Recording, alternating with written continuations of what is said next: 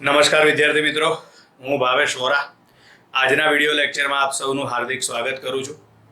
જેડબલઈ નીટમાં previous યરના MCQ સોલ્યુશનમાં આપણે unit number 10 સુધી પહોંચ્યા છીએ, ઉષ્મા પ્રસરણ.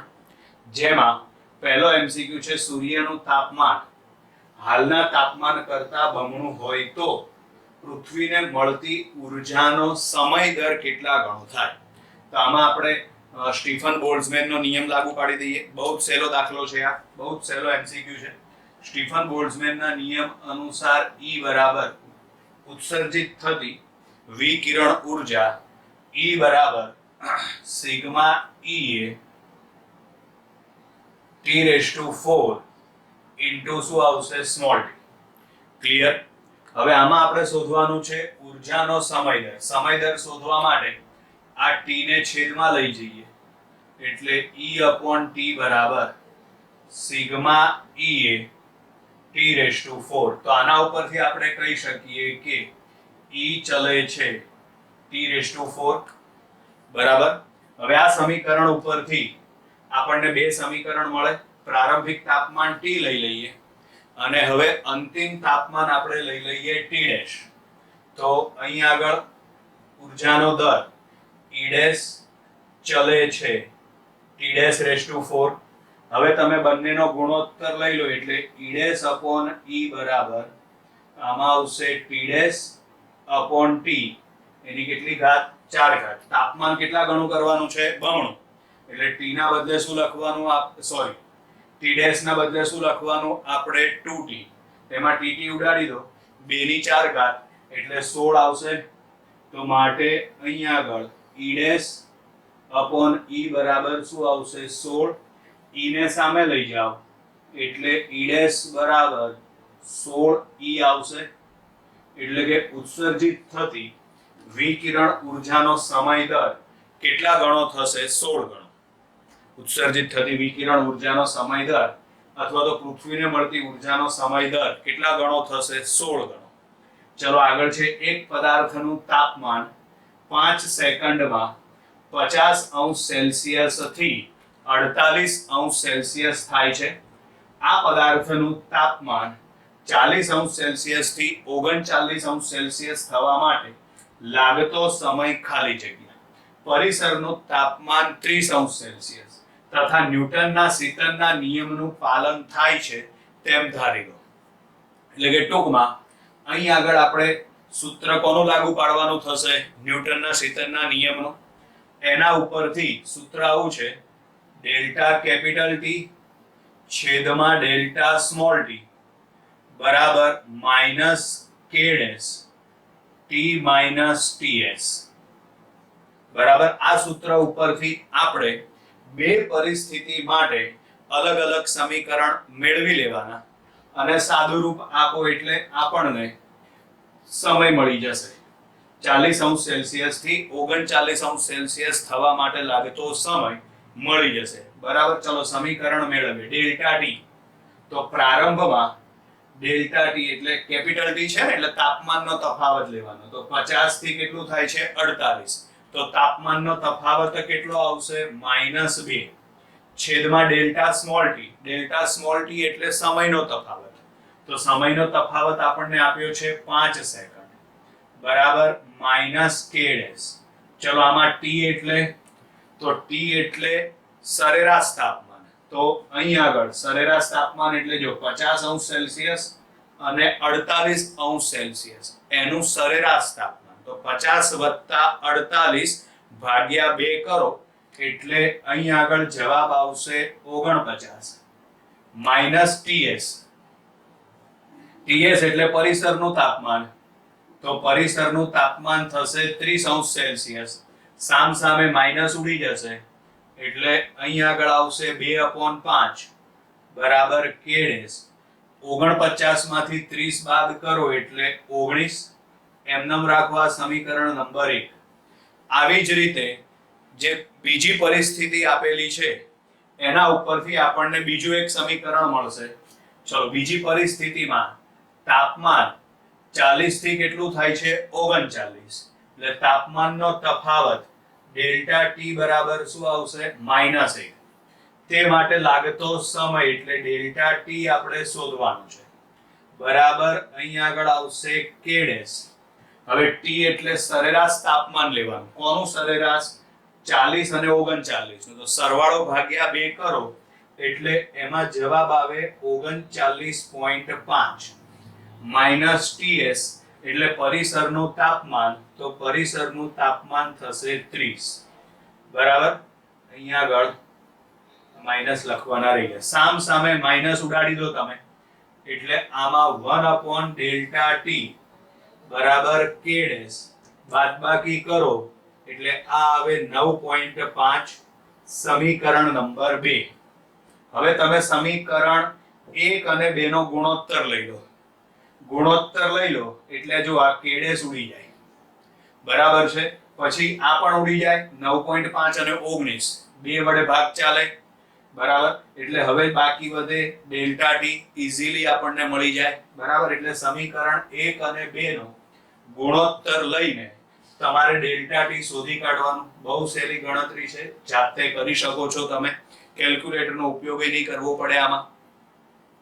ચલો પછી ત્રીજો એમસીક્યુ છે. એમાં એક ઓરડામાં એક બીકર ગરમ પાણીથી ભરેલું છે જેનું તાપમાન T1 સમયમાં 80 થી 75 અંશ સેલ્સિયસ થાય છે. એટલે T1 સમયમાં એનું તાપમાન 80 અંશ સેલ્સિયસ થી 75 અંશ સેલ્સિયસ થાય છે.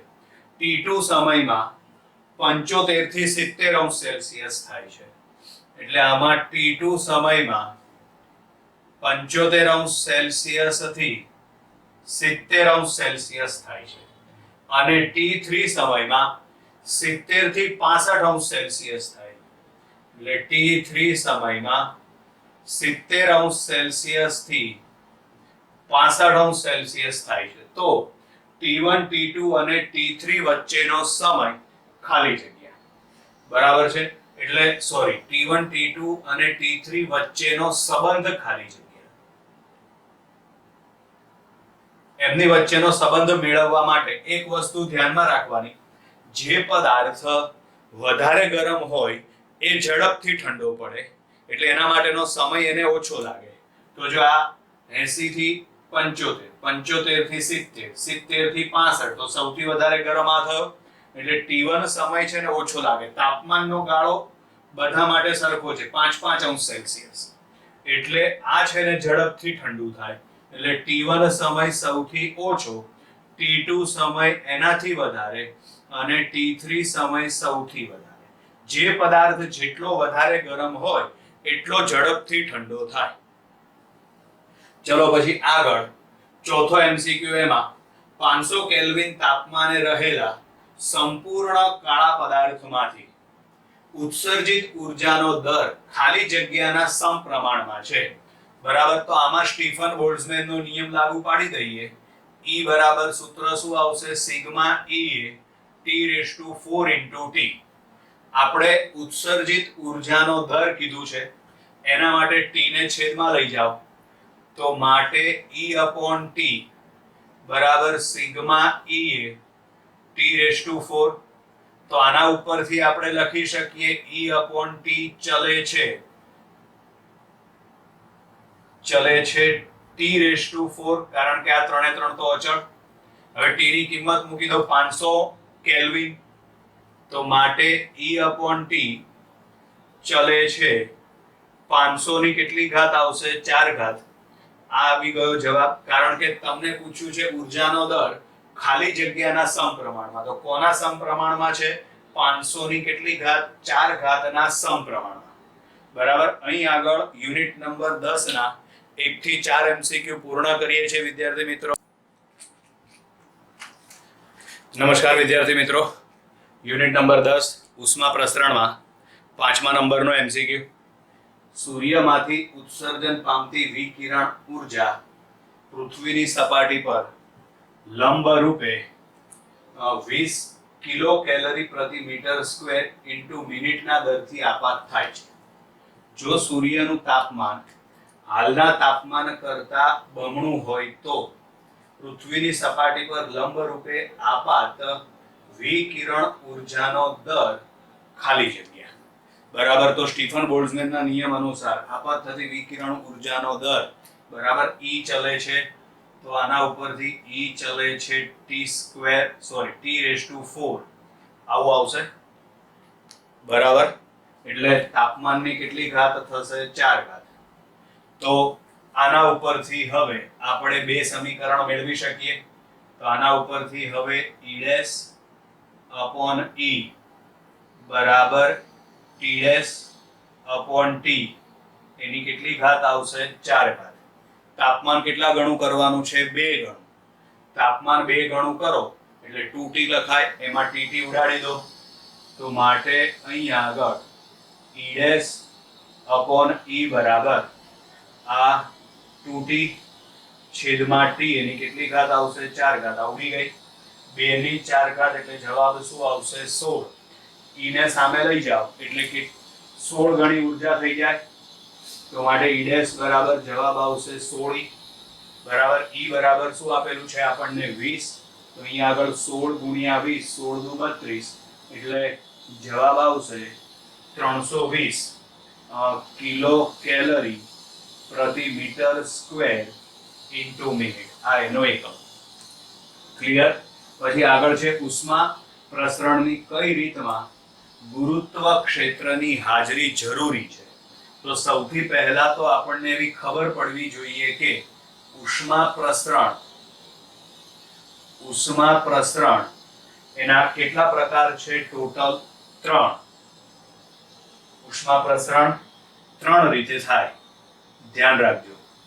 ઉષ્મા પ્રસરણ 3 રીતે થાય.